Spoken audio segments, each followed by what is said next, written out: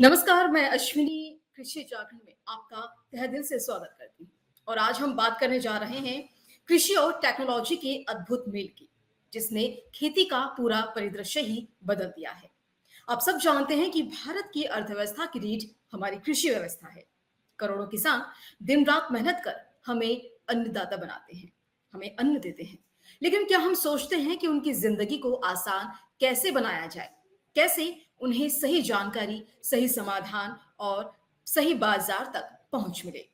इन्हीं सब सवालों का जवाब ढूंढने के लिए आज हमारे साथ मौजूद हैं एक दूरदर्शी और नवाचार से भरपूर व्यक्तित्व, जिन्होंने ई कृषि केंद्र नामक एक डिजिटल प्लेटफॉर्म के जरिए खेती को आधुनिक तकनीकों से जोड़ने का संकल्प लिया है।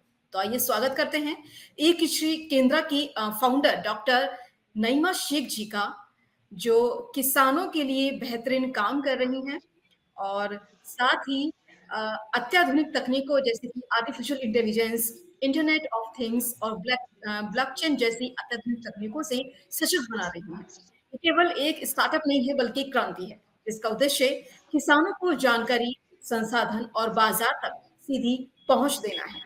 तो देर किस बात की, चलिए जानते हैं कि कैसे ई कृषि केंद्र भारत के किसानों के लिए डिजिटल खेती का एक नया लुक लेकर आया है। तो बहुत बहुत स्वागत है नाइमा जी आपका कृषि जागरण में। आपका बहुत शुक्रिया। जी। नाइमा जी, मेरा पहला सवाल आपसे ये है कि आपको अपना वेंचर ई कृषि केंद्र स्टार्ट करने का आइडिया कैसे आया और इसमें सबसे बड़ा इंस्पिरेशन क्या था? मुझे ये किसी केंद्र शुरू करने का आइडिया मेरे एक साथ एक फाउंडर है नरेंद्र सावलिया, उसके साथ आया था जब हमने देखा कि फार्मर्स व्यवहारिक चुनौतियों का सामना कर रहे हैं, जैसे कि उसकी बाजार तक पहुंच नहीं है, वो सही दाम में उसे एग्री इनपुट्स नहीं मिल रहे हैं और वो को उसको राइट इंफॉर्मेशन सही टाइम पे नहीं मिल रही है और उसको वो अभी भी पारंपरिक जो भी टेक्निक हो इस पे ही निर्भरता है। तो वो हमने सोचा कि डिजिटल एक सॉल्यूशन है, इसके जरिए ही हम किसानों को जो भी समस्या है उसका हल कर सकते हैं। और उसके लिए हमारी सबसे बड़ी ये प्रेरणा थी कि हमें किसानों को सशक्त बनाना है और इस किसानों को सशक्त बनाने के लिए हमें डिजिटल समाधानों से ही हम किसानों को जिंदगी को आसान बना सकते हैं और उसकी बेटर उसकी कृषि में बेटर डिजिटल सॉल्यूशन के उपयोग से ही किसान अपनी प्रोडक्ट सही तरीके से ले सकता है और अपनी जिंदगी को आसान बना सकता है। तो हमारे लिए ही सबसे प्रेरणा थी कि बस ये जो कृषि हो जो किसान हो उसके एक पारंपरिक कृषि से हम उसके लिए टेक्नोलॉजी बेस्ड कृषि इसके लिए एक सरल जरिए हमें किसानों को ये कृषि प्रदान करे। तो हमारी ये सबसे बड़ी प्रेरणा थी। ओके, मेरा अगला सवाल आपसे ये है नाइमा जी कि ई कृषि केंद्र के डिजिटल सॉल्यूशंस क्या हैं फार्मर्स के लिए और ये कैसे उन्हें हेल्पफुल करता है? हमने फार्मर्स के लिए रियल कृषि केंद्र में कई सारे मल्टीपल्स डिजिटल सॉल्यूशन दिया है, जैसे कि एक फेसबुक काम कर रहा है। इसी तरह हमने फार्मर्स के लिए एक टाइम लाइन दी है जिससे वो सभी और किसानों के साथ बात कर सकते हैं, अपनी जो भी टाइम लाइन है वो शेयर कर सकते हैं और दूसरे किसानों से सॉल्यूशन भी दे सकते हैं और दूसरे किसान अपनी खेती में क्या नया कर रहे हैं वो सब डिटेल्स है वो उसको अपनी टाइम लाइन में मिल जाती है। और इसके अलावा हमने उसके लिए होम डिलीवरी यूजर इनपुट की एक नया फीचर दिया है जिसमें वो डायरेक्टली कंपनी से अपनी प्रोडक्ट मंगवा सकते हैं, जैसे कि फ्लिपकार्ट मिंत्रा काम सकते हैं। ऐसे ही एक सारी कंपनियां जो भी कंपनियां हमारे प्लेटफॉर्म पर रजिस्टर है वहाँ से डायरेक्टली वो एग्री इनपुट खरीद सकते हैं और वो होम डिलीवरी ले सकते हैं। इसके अलावा हमने ट्रेनिंग दिया है जिसमें एग्री एक्सपर्ट जो भी होता है वो उसको ट्रेनिंग देती है और उसकी जो भी समस्या होती है वो फार्मर्स हमारे प्लेटफॉर्म पे डालता है, तो उसका सॉल्यूशन जो है उसका जो आंसर है वो भी एग्री एक्सपर्ट उसको देते हैं और इसके अलावा जो और भी जो प्रोग्रेसिव किसान होते हैं जिसके पास भी इसका सॉल्यूशन होता है तो वो भी किसानों को मिलता है और इसमें हमने सभी भाषाएं इसको सपोर्ट करती है। और अभी कोई किसान अभी वो लिखना नहीं आता हो अपना प्रॉब्लम का सॉल्यूशन, वो भी सॉल्यूशन दिया है कि वो अपने बोल के भी अपना सॉल्यूशन वहाँ पे डाल सकता है, वो फोटो खींच के भी वहाँ पे डाल सकता है और वीडियो निकाल के भी वहाँ पे डाल सकता है, तो उसके जरिए उसको वो अपनी जो भी समस्या होती है तो अपने उसका सॉल्यूशन मिल जाता है। इसके अलावा फार्मर्स को लिए वहाँ पे प्रोग्रेसिव फार्मर की स्टोरी भी हम डे टू डे अपडेट करते हैं। और वहाँ और गवर्नमेंट न्यूज अपडेट करती है, और गवर्नमेंट जो स्कीम होती है state level and national level की, तो वो भी मिलती है। और उसमें ये क्या है कि नेशनल लेवल की जो स्कीम होती है गवर्नमेंट की, वो सभी फार्म को दिखती है। लेकिन जो स्टेट लेवल की स्कीम होती है ना, वो जो जिस फार्मर जिस स्टेट से बिलोंग करते हैं, उसे इसी स्टेट की वो जो गवर्नमेंट स्कीम चलती है ना, वो दिखती है। इसके अलावा फार्मर्स को हम मार्केट के साथ जोड़ रहे हैं, तो उसको डे टू डे पूरे इंडिया की जितनी भी मंडी है उसकी डे टू डे प्राइस उसको रियल टाइम में मिलती है। और वो प्रोसेसर होते हैं जो एग्री एक्सपोर्ट होते हैं, और जो प्रोसेसिंग फूड इंडस्ट्री होती है उसके साथ डायरेक्टली जुड़े होते हैं, तो वो डायरेक्टली अपनी फसल उन लोगों को बेच सकते हैं। और वो जो चाहे जिस इंडिया की जो भी मंडी में चाहे वहाँ अपनी फसल बेच सकते हैं। तो ये सभी ओके। डिजिटल सोल्यूशन हम फार्मर को प्रदान करते हैं। अच्छा, अच्छा। सो मैम आपकी जर्नी में कौन-सा सबसे बड़ा चैलेंज आया है और उसको कैसे आपने ओवरकम किया है? सबसे बड़ा चैलेंज इसका यही है कि फार्मर्स वो जो रूलर है उसकी एक माइंड सेट होती है, ये डिजिटल सॉल्यूशन है, ये क्या होता है, वो ऐप पे कुछ नहीं होता है। और सबसे बड़े वो अपने डेटा के लिए बहुत सिक्योर होते हैं, वो अपने डेटा शेयर नहीं करते हैं, और वो उसे यूज नहीं करना जानते। वो टेक्नोलॉजी से वो उसके एक अविश्वास होता है फार्मर्स के, कि वो इतनी जल्दी से वो एडेप्ट नहीं करते हैं। तो हमें ये कन्विंस करने के लिए उसमें बहुत ज्यादा चुनौती हुई थी कि ये कुछ ऐसे हम नहीं है, हम आपका डेटा का कोई मिस यूज नहीं करते हैं, हम सिर्फ आपको एक सॉल्यूशन देना चाहते हैं, आपके लिए हम काम कर रहे हैं, क्योंकि हमारा platform totally free of cost farmer के लिए काम करता है। हम फार्मर से किसी भी ये सब सर्विस के लिए किसी भी प्रकार की फीस नहीं लेते हैं। तो हमने इसके लिए हम इंडिया की जितनी भी यूनिवर्सिटी एग्रीकल्चर यूनिवर्सिटी है वो सबके साथ हमने इंटर्नशिप के कोलाब्रेशन किया था।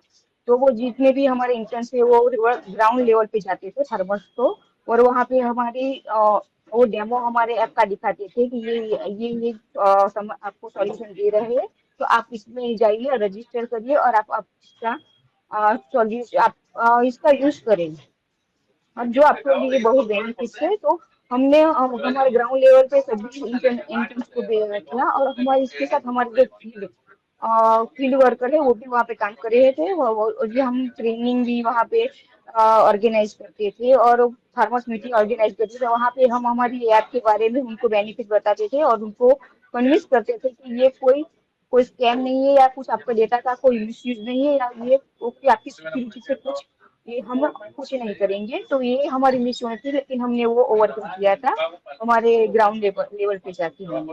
ओके। सो मैम जैसे कि एआई है, आईओटी है और ब्लॉकचेन जो है, तो इनको एग्रीकल्चर में इंटीग्रेट करने का थॉट प्रोसेस क्या है?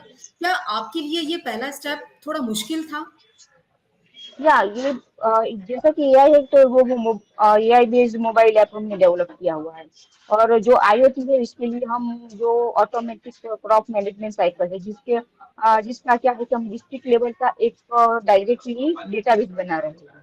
पूरे फार्मर्स जो है इंडिया के, वो इसके डिस्ट्रिक्ट बेस पे उसका डेटा बनेगा।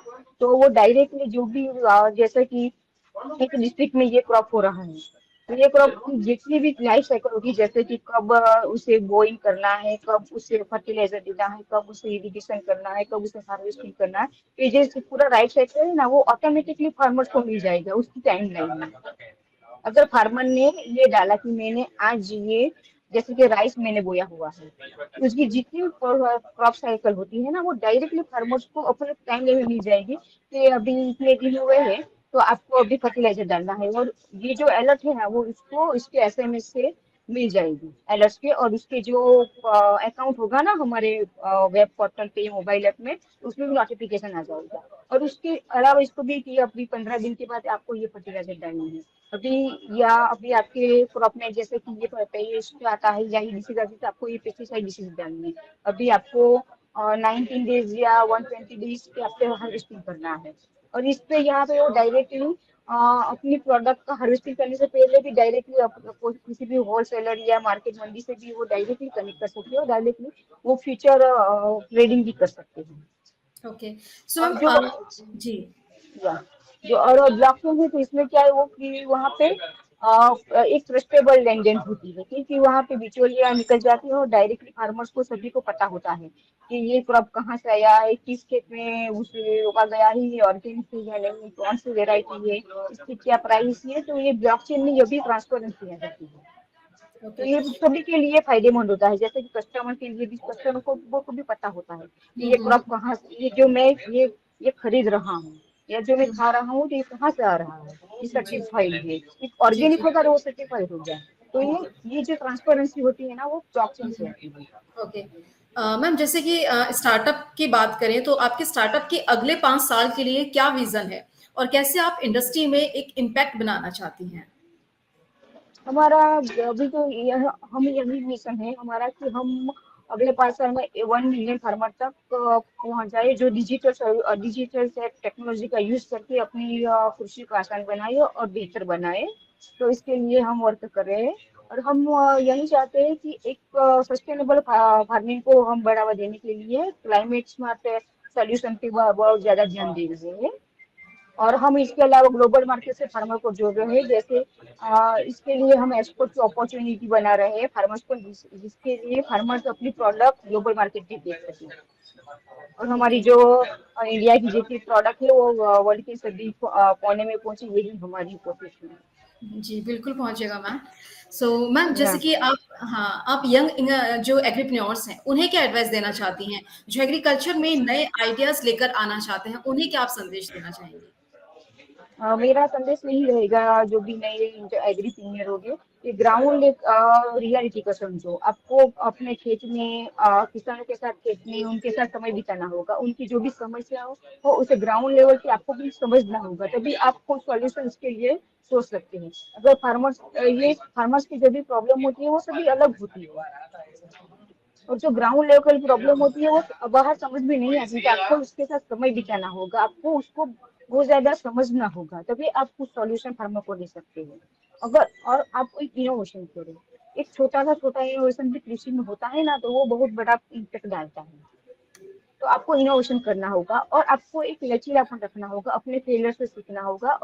और एग्रीकल्चर में क्या है कि डे टू डे इसमें कुछ नया नया आता ही रहता है, जैसे कि अभी मौसम का भी कुछ प्रॉब्लम आ जाता है, वेदर का भी हो जाता है, कुछ पता नहीं होता है, वो एक रिस्क होता है एग्रीकल्चर में। तो आपको वो सब ध्यान रखना पड़ता है कि अभी तो मैं क्या अपग्रेड करूँगी टेक्नोलॉजी में, मार्केट में रहने के लिए मैं क्या अपनी टेक्नोलॉजी में अपग्रेड करता हूँ। तो मैं यहाँ पे टिका रहता हूँ और फार्मर्स को जो भी सॉल्यूशन डे टू डे आते हैं, कुछ नए प्रॉब्लम्स आते हैं, कुछ होता है, कुछ एग्रीकल्चर में पता नहीं होता है उन्हें। तो उसके लिए आपको हमेशा भी तैयार रहना पड़ता है कि मैं क्या अपनी टेक्नोलॉजी में अपने जो भी सॉल्यूशन है, कुछ भी मॉडल बनाया हुआ है, तो जो भी आपने सॉल्यूशन आपने क्रिएट किया हुआ है, तो इसमें अपग्रेड करता रहना चाहिए आपको। मुझे ओके। ये लगता है कि आपको ग्राउंड लेवल पर तो आपको सभी के साथ, कृषि के और किसानों के साथ जुड़े ही रहना पड़ता है, तभी आप उसको कुछ नया दे सकते हैं।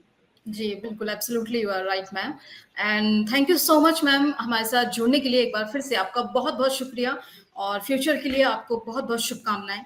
तो दर्शकों ये तो थी हमारे साथ ई-कृषि केंद्र की संस्थापक डॉक्टर नाइमा शेख जी, जिन्होंने हमें बताया कि कैसे डिजिटल तकनीक किसानों के लिए गेम चेंजर साबित हो रही है। तो एक बार फिर से बहुत-बहुत शुक्रिया मैम आपका हमारे साथ जुड़ने के लिए। धन्यवाद। बहुत बहुत शुक्रिया मुझे ये अपॉर्चुनिटी देने के लिए, आपका भी बहुत, आपका और कृषि विज्ञान का बहुत बहुत शुक्रिया।